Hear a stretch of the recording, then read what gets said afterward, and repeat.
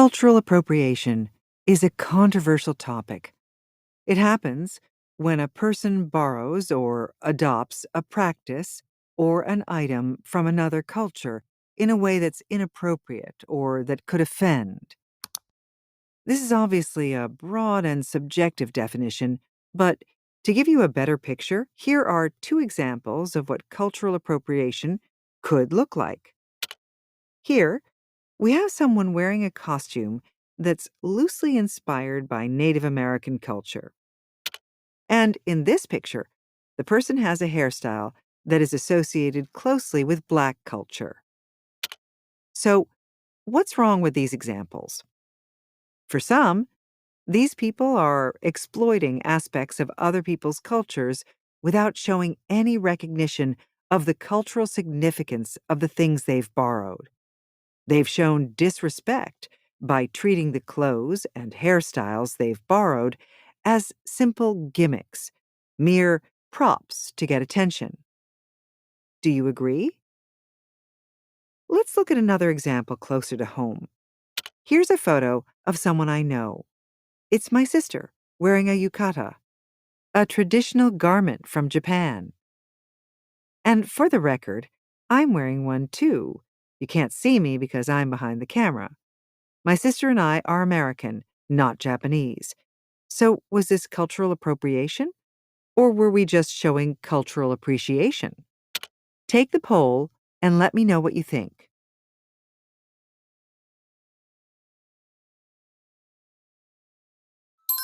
Well, it looks like quite a lot of you think I was guilty of cultural appropriation.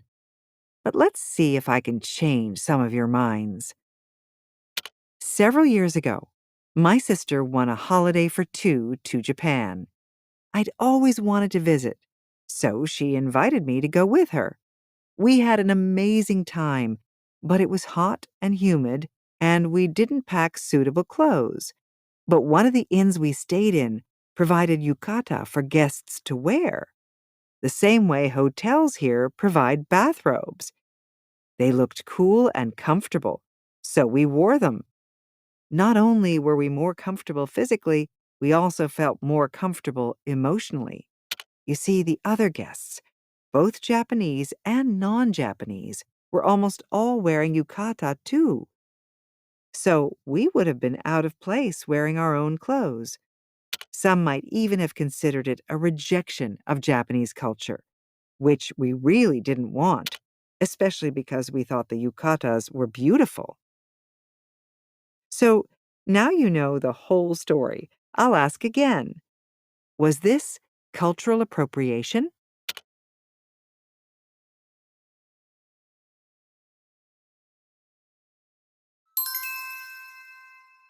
So perhaps I'm not so terrible after all.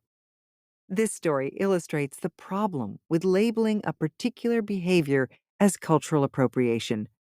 In the real world, things are rarely 100% this or that.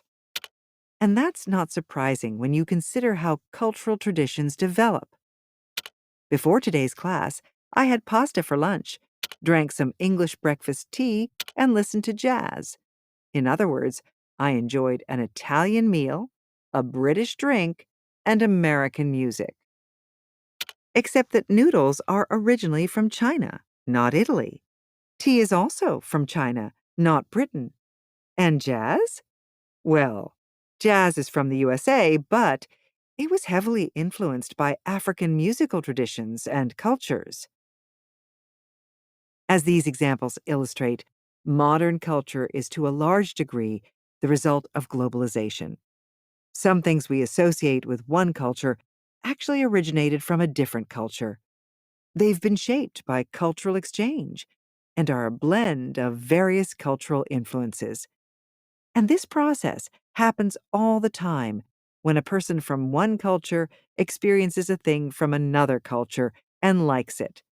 In other words, the process often starts with appreciation. If the person likes the thing enough, they might copy it or start doing or using it, and others from their culture might do the same too. That's adoption. After a while, They might even change the thing to make it more suitable for their own culture. That's adaptation. And finally, the thing might become so popular that people begin associating it with the new culture. That's assimilation. Whether something is cultural appropriation or appreciation can be a gray area. It often depends more on a person's intentions than their actions. If a person wears clothes from another culture to show genuine appreciation in a way that's respectful, then, to me, appropriation seems too strong a term. But if this is done purely for financial gain, that's a red flag. And if it's not done with respect or consideration for the other culture, then that's probably as clear cut as cultural appropriation gets.